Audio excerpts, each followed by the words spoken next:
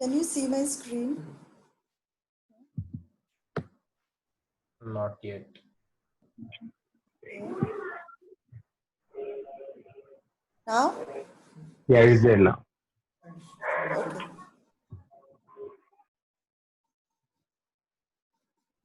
So cardiac drift. Now, most people have this issue, everybody rather, wherein after a few kilometers, your HR, your targeted, you can't stick to your targeted HR, and it starts increasing, though not very fast, but beat by beat, you are just going away from your targeted HR. So why does this happen? Initially, when you start your workout, of course, your oxygen requirement is more, your breathing increases. So if your muscles use more oxygen, so obviously your cardiac output increases. But after some time, your intensity is not increasing, but your HR keeps on increasing. That happens because your stroke volume, that is the volume of blood your heart is pumping, starts decreasing after a point. And to keep your cardiac output constant, your HR has to increase. Obviously, it's mathematics in the equation. If one multiplier is going to increase, the other has to decrease. So the problem is not your HR increasing is just a byproduct. Actually, what is happening is your stroke volume is decreasing. So your HR is just compensating for it. So why is your stroke volume decreasing? As you progress through your workout, there are a lot of theories, of course, but essentially your blood volume is dropping because of dehydration. So first and foremost, what you need to do is you cannot stop that cardiac drift. Definitely you can't stop it. Your core temperature is increasing, your body temperature, and you're getting dehydrated. So your stroke volume is going to decrease after a certain intensity workload. So what you need to do is take care of, you have to get your hydration optimized for every workout, not only for your training races, but also your training runs.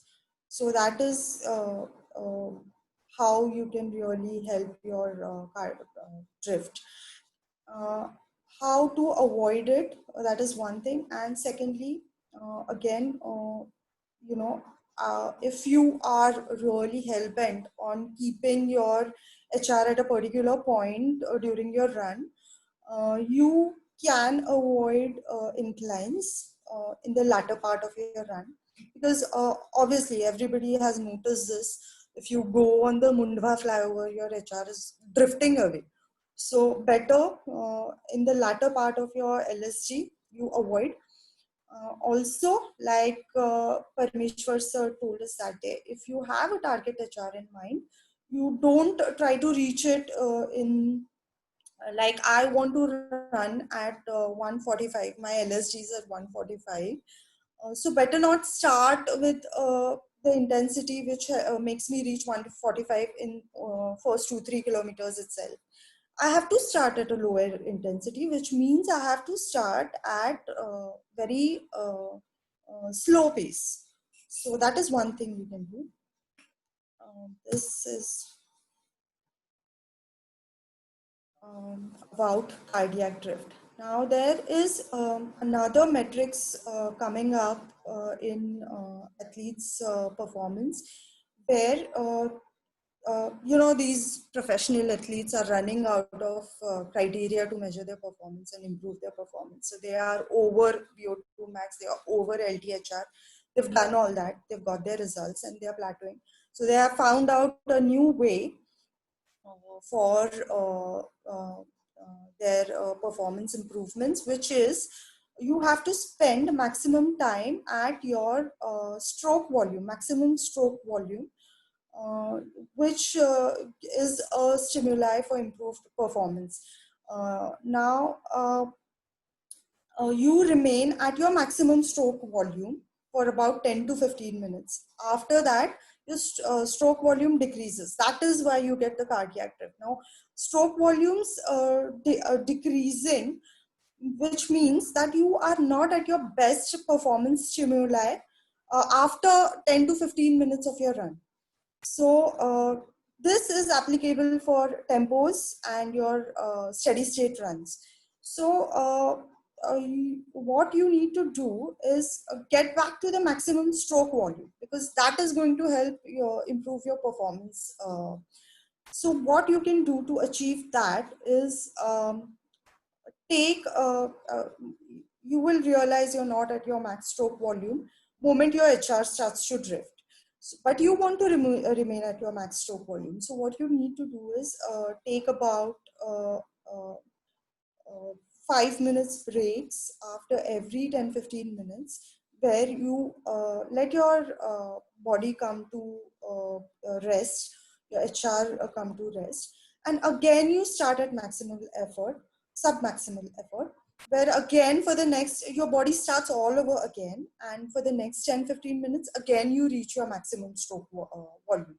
So this is now a new method of training that has come, but this is not something we should worry about at this stage. But it's still a good idea to take breaks. I mean, I've seen people who do not want to take, or maybe I'm one of them, who do not want to take breaks during their runs, but it is still a very good idea to take breaks.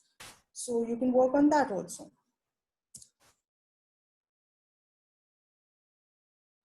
Yeah, this is what we discussed. Now I'm open to question and answers.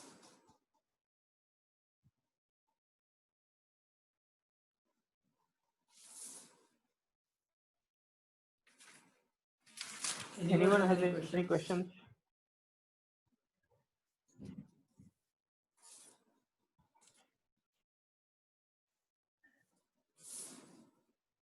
You can take Tejas' question.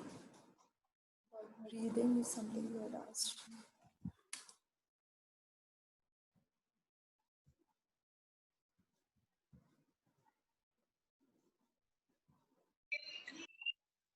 Ma'am, thank you for very insightful details on HR, VO2 max, and lactate threshold. Broadly, we have heard about it, but never get into the depth of this. First question I want to ask is, given that we all are running after a long period of time, and I have seen that the heart rate is genuinely going for a toss. I mean, to maintain 80 to 90% of your, I would say, TMM or a February kind of a pace is very difficult, uh, even though we are doing some exercise during the lockdown. But what is more important to, I would say, focus as of now? Is it the heart rate or the pace? So And my second, I'll sorry, answer the first one. sure, thanks. So basically, after the lockdown, just a minute. Can you move?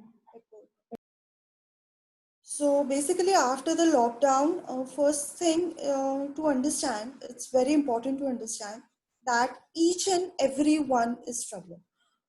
Be it Yogesh, we talked to Shishir the other day, everybody is struggling. So, and Shishir also pointed out that there is no event coming up. So you really need not push yourself. Take it easy. I would suggest I the more I read, frankly, the more I read and more I study, I have come to the conclusion that our training plans pretty much take into account everything. So right now it would be a good strategy to really go easy for most of your runs, and just to keep those fast twitch muscles greased, one interval per week, one interval workout per week should suffice. You really need to fine tune your aerobic thing right now rather than considering the pace. So I would suggest, if you just give me a choice between two things, paces or HR, right now I would go with HR. Look after your HR right now. The next question, Nitinji? Sure, thank you. The next Prakash, you question wanted is to that ask something. next question I want to check is that does high level of humidity also leads to high heart rate, because we are Yes, experiencing it. yes, big time. Again, it comes to cardiac drift. You are losing water so quickly in these humid conditions. You're dehydrating very quickly. And if you don't replenish it, you are going to drift towards your high HR very quickly, because again, the stroke volume is decreasing.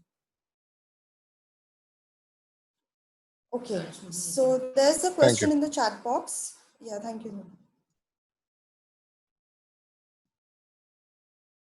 Okay, yes. How to increase lactate threshold? I think we touched upon that. Which training we should include at what HR zone?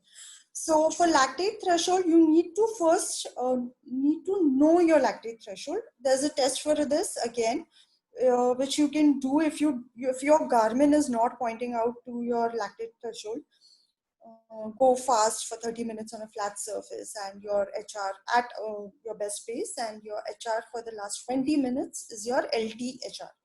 Now, when you train at this LTHR or above it, at threshold or above threshold will help you improve your pace. And will this intensity, working at this intensity, pushes your lactate threshold again in terms of HR. So when I started out using LTHR, my LTHR was about 168. Right now I'm at 170. I hope to get better with this. So what kind of workouts you need to do? One that take you to zone 5 of LTHR. That is, in simple terms, your intervals, your 100-meter sprints. How training at VO2 max helps in marathon training, benefits of VO2 max training, what are different types of VO2 max running workouts. VO2 max running workouts are your intervals again. Now, I have been only training for HMs, and for HMs, of course, I've reached a stage where I'm not looking at endurance, I'm looking at performance. So VO2 max training, LTHR training is helping me a lot. For marathon training, I think Yogesh would be the right person to help you out. What I can actually tell you is your aerobic runs are going to help you improve your VO2 max also, and help you build your endurance, which will help you in marathon training also. How it will affect your speeds? See, at VO2 max training, you're definitely going to get better at your speeds. That is a given. So how that helps in actual 42 kilometers, I am really not the person to tell you that. What happens if someone runs above zone 5 for longer period? How long can you even run at zone 5? I mean, I don't think you are definitely going to get fatigued. You will stop at some point, you will puke. We have seen people puking in races. So if you ignore those body signs, I have seen someone faint in my NIO Vision Marathon a few years back. So that is, of course, you'll get dehydrated also. That is, you'll get probably palpitations. I don't know. I really don't know, but I don't think you can sustain zone 5 activity for that long. Breathing pattern affecting HR, how to breathe to keep HR in check. Breathing pattern. The stage at which we are right now, we are looking at our cadence, we are looking at our HRs, we are looking at paces of not just us, but everybody else also. We have that also in our mind. We are looking at our distances. So, how many more things are you going to worry about? Breathing is, you should not be, see, there are patterns of breathing. There's a 1-1 pattern, there's a 2-2 pattern. Per 2 steps, you inhale and exhale. That's the 2-2 pattern.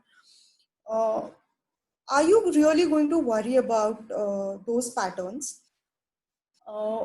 It's just not the right question to ask, I feel. You should be asking, uh, whether you're doing chest breathing or your stomach breathing, abdominal breathing. You should not be asking about the patterns. You should not even be asking about nasal or mouth breathing. You should only be asking whether you're shallow breathing or deep breathing. For example, to make you understand better, most of us are learning swimming right now, and we are just accumulating CO2, and then after 10-15 meters, we cannot sustain freestyle, we are stopping because we are accumulating CO2. That is happening because we are not exhaling the CO2, it is accumulating in our lungs. Same thing happens with running. You should breathe deeply so that you take the max oxygen possible and you exhale all the CO2 formed in your lungs. If you do shallow breathing, you will accumulate CO2. You will feel that you're not getting enough oxygen. So the only question you need to be asking is, whatever pattern you follow, or you don't follow a pattern at all, you should be asking whether I am inhaling enough and exhaling enough.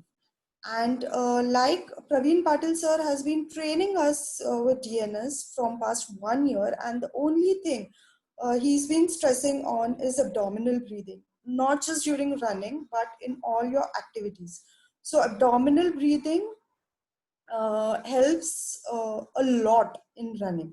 So most importantly, what you should be asking yourself is nose or mouth, whatever pattern, you should be asking yourself is whether my chest is moving when I'm breathing or my stomach is moving. If you're going towards abdominal breathing, you will improve by leaps and bounds. So do running in high HR for a long distance lead to body cramps? Yes, because in high HR, you are in zone 4 or zone 5. That's probably what you mean by high HR. And zone 4 and zone 5, automatically your aerobic system is not enough. So you have already moved to anaerobic system. Anaerobic system's byproduct is lactic acid, and lactic acid accumulation is what cramping is. So basically, your body is not capable of using the lactic acid as fast as it is being created. Basically, it's at or beyond lactic threshold, and that's where you will start cramping. So yes, zone 5 for a long time, you're going to cramp. Any other methods of reducing resting HR? Consistent training is what has helped me reduce my HR. When I started out, I was at about 60, 58, 60 testing HR. Right now, at a good mileage month, I reached 54, 55. In September, when I did the STEPS challenge, I reached 40 or 50, 48 or 50 something. Let's assume 52. So yes, that clearly goes to show that when I won my STEPS challenge, I was active throughout the day. That helped me reduce my resting HR. So being active, and probably I think Yogesh might be able to add, maybe meditation might help you do that. Taking low stress might help you do that. So yeah, best way to measure resting HR, we just discussed this in Parmeshwar sir's lecture also. It's the best time is to measure your HR when you wake up in the morning. So again, I am relying on my wearable device, Garmin watch, but it would be great if you can do it with chest HR or any other medical HR measuring thing. other, there are methods to reduce your resting HR. One is meditation. The second is having a good mix of aerobic and anaerobic workouts. Like running is an aerobic workout. Doing HIITs and weight training helps you reduce your resting HR. And having a good sleep is another way of reducing your resting HR. And how to measure it? The best way to measure is check your pulse as soon as you get up in the morning, and do it when you are adequately rested. Do it 7-8 times and find the average. That's your resting HR. Okay, the next question is, sometimes I don't feel I ran at such a high HR, and I realize it after I see my device. And is it okay to continue running at high HR if I'm not feeling any discomfort? Yeah, initially during my runs also, when I was not, I had not reached this level of training where, even now sometimes I reach zone 4 without realizing. I think if you're comfortable and your goal for that day's workout, you're achieving that, then it's fine. There's no point reaching high HRs in LSGs. There's absolutely no point. You should track your HR in LSGs. But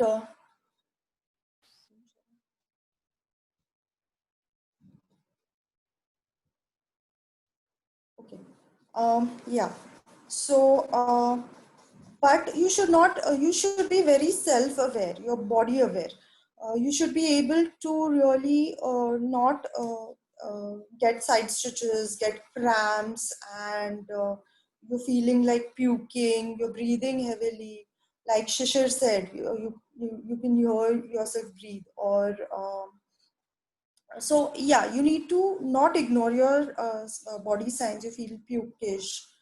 Um, that those signs, palpitations, you should not ignore those. It's okay to run if you're reaching the goal for that workout.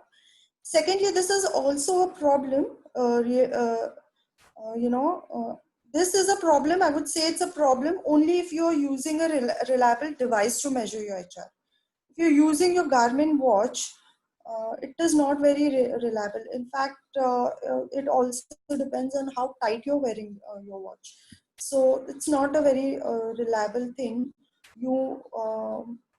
If you should actually worry about this thing only if you're wearing a chest strap.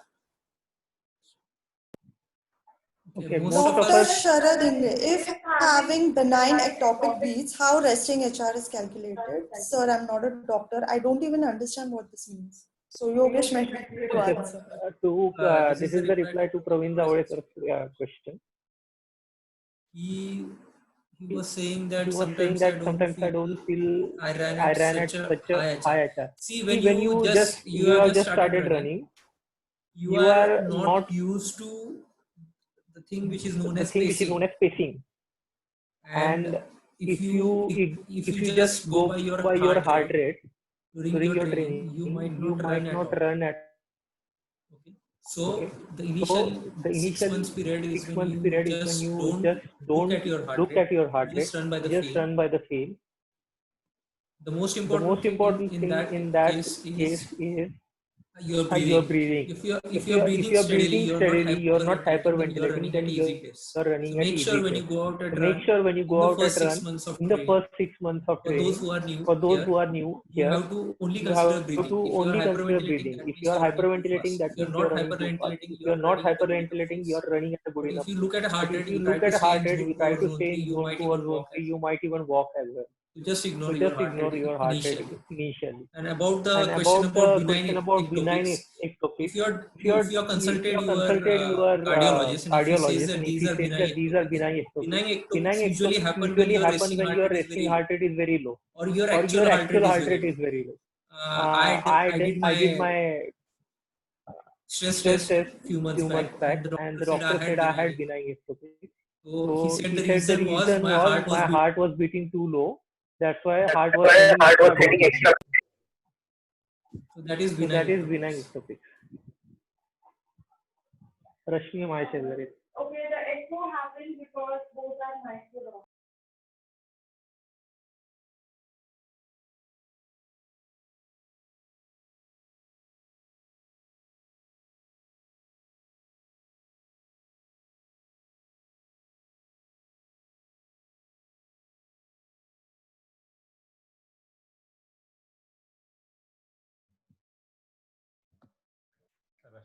Please unmute.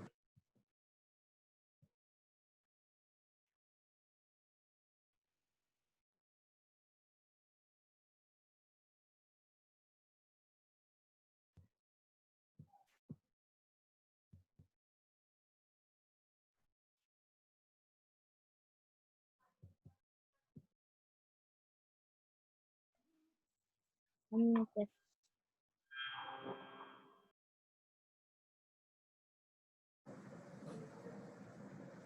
Okay, so I answered the entire question without realizing I was mute. So Abhijit sir's question, cycling and running VO2 max, can it be improved with aerobic workouts? Yes, it definitely improves with aerobic workouts, because with aerobic workouts, you improve at the skeletal level, musculoskeletal level. Your mitochondria increase, so your oxygen uptake is better, and your VO2 max improves with aerobic workouts. The thing with Garmin is it will after your aerobic workout, it will drop your VO2 max value, which again, as I said, is not what happens actually in your body. It actually improves. Now, for running, there's a different VO2 max, and for cycling, there's a different VO2 max. For improving your cycling VO2 max, you have to do cycling, aerobic cycling, and for improving your running VO2 max, you have to do running, aerobic running. So that is it. Next question, if at all there is any.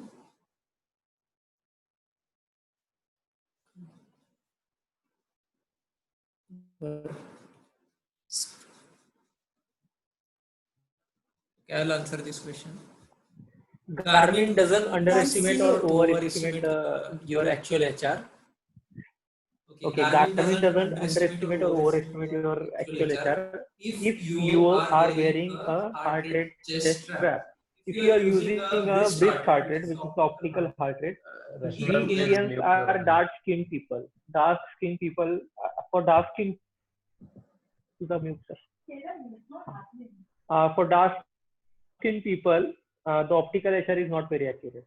So if you are using a chest heart rate strap, then the Garmin actually gives the proper indicator of your HR. And there was a question by PJ sir. People are saying that it was echoing when I was answering the question. The question was heart rate goes high and we are not feeling it while running. Only we realize it after the run is ended. So for those who are beginners or new to running, in the first 6 months, they should just ignore the heart rate. They should go by feel. Breathing is a indicator of whether you're running comfortably or not. If you are running comfortably, your breathing will be normal or slightly above normal. However, when you start hyperventilating, that means that you're running fast. So you should slow down in that case. If you consider running at in a heart rate zone, zone 2 and zone 3 for newcomers happens when you are walking or brisk walking. So there is no point in checking your heart rate in first 6 months. To train yourself consistently for first 6 months. If you are consistent enough, if you are losing weight, then your aerobic fitness improves, and then you can start training your heart for running. There was another question. VO2 max. Okay. VO2 max benefits in training or for marathon training. Yeah, the previous one. So VO2 max, we usually run at VO2 max during the tempo runs, which we do mostly when the event is near. And what happens with tempo runs? Okay, VO2 max runs are tempo runs. Okay, so what happens with tempo runs is that your lactate threshold improves, your fatigue resistance increases, so you are able to sustain a specific speed for longer period of time. So that that will actually increase your performance in the event. Suppose you are not doing any tempos before an event, so you are not able to sustain the effort for longer period of time because you haven't even tried it. So that's why tempo runs or longish intervals, they come towards the end of the training cycle. The end of the training cycle is with the event. So yeah, actually VO2 max training benefits during the when the event is nearer. Before that, you can go for shorter intervals. So any more questions? Okay, thank you, Rashmi, for a good talk today. We are really enlightened about this heart rate method and VO2 max. But In fact, I was not much aware about the VO2 much aware about the VO2 max method. Our next talk Our will next be talk on will be on Saturday at Saturday 8:30 p.m. at 8:30 p.m. Manish Nambiar, Manish Nambiar, who is an Ironman Ironman and an ultra cyclist, he will talk about how he to will increase talk your about how cycling to speed increase by your 5 cycling kpm. speed by Don't 5 take it word by kpm. word. Don't take Up it to word 5 by word. kpm. Up to 5 Train kpm. properly. If you train Don't properly. miss that session. Don't miss that session. Session Then after that, the that is next the Tuesday, next we will be having Tuesday, our we will own be having Aniket our Kakade own sir Aniket talking Kakade to us sir about talking to us about how to how stay to in love stay with in running love year with after running year. year after year.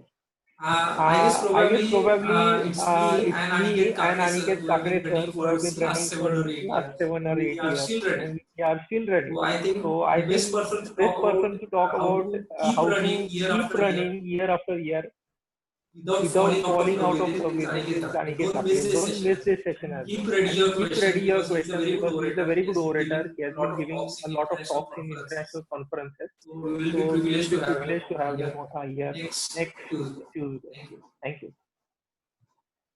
Thank you, everybody, for bearing with me. Thanks a lot.